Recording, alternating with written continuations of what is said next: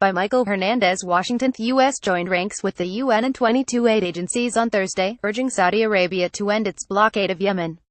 State Department spokeswoman Heather Nauert told reporters the U.S. believes there should be immediate, unimpeded access for commercial and humanitarian goods to get into Yemen.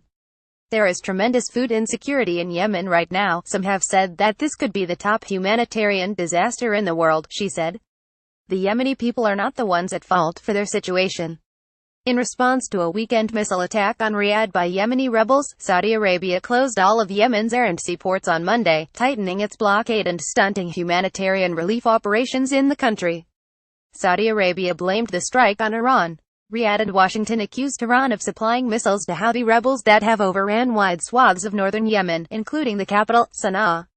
According to the UN, there are over 20 million people in need of humanitarian assistance in Yemen. 7 million of them are facing famine-like conditions and rely completely on food aid to survive. In 6 weeks, the food supplies to feed them will be exhausted. Over 2.2 million children are malnourished. Of those, 385,000 children suffer from severe malnutrition and require therapeutic treatment to stay alive, the UN and 22 aid agencies said in a statement.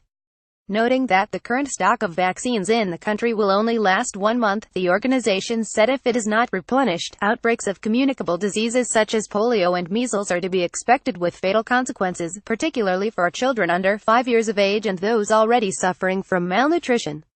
Indicating that the people of Yemen have already been living with the catastrophic consequences of an armed conflict, the agencies added any further shocks to imports of food and fuel may reverse recent success in mitigating the threat of famine and the spread of cholera. On Wednesday, a senior UN aid official said Yemen could face the largest famine the world has seen for many decades, with millions of victims, if the Saudiled Coalition did not lift a blockade on the war-torn country.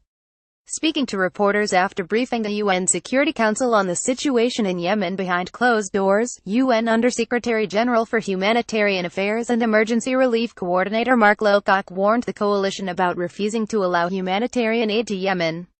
A Saudiled offensive, which began in 2015, targeted pushing back Houthi advances but has been dogged by widespread allegations of international law violations. Yemen was already the Arab world's poorest nation before the conflict began.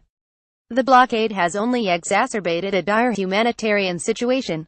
Since March 2015, almost 5,300 civilians have been killed and close to 9,000 injured in Yemen's war. The UN has warned the actual numbers were likely to be far higher.